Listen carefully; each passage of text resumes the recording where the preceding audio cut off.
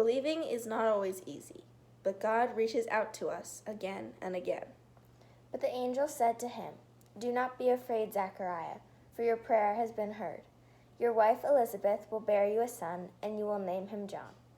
Zechariah said to the angel, "How will I know this is so?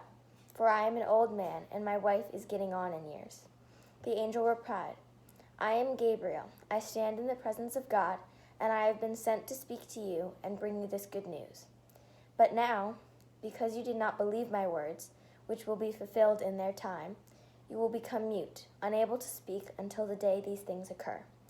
Luke chapter 1, verses 13 and 18 through 20. This should have been good news to Zechariah, but having longed for a child for so many years, he seemed to have become discouraged. Perhaps he thought God had not heard his prayer, or that God's timetable was way off. Whatever he thought, he was no longer ready to believe that God's promises would be fulfilled. Zechariah had the advantage of having a lifetime to look back upon to see how God had blessed him.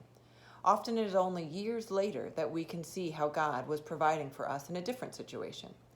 The older a person is, the more he or she has the advantage of looking backward. On the other hand, children enthusiastically believe in God's presence and power. Sometimes adults could learn from them. In the end, God did not abandon Zechariah, but rather gave him time to think about and absorb all that had happened to him.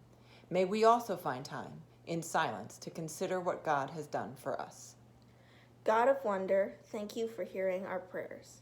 May we remember that you constantly care for us. Renewed in our confidence that our God hears our prayers, let us join hands and pray. Our Father, who art in heaven, hallowed be thy name. Thy kingdom come, thy will be done, on earth as it is in heaven. Give us this day our daily bread, and forgive us our trespasses, as we forgive those who trespass against us. And lead us not into temptation, but deliver us from evil.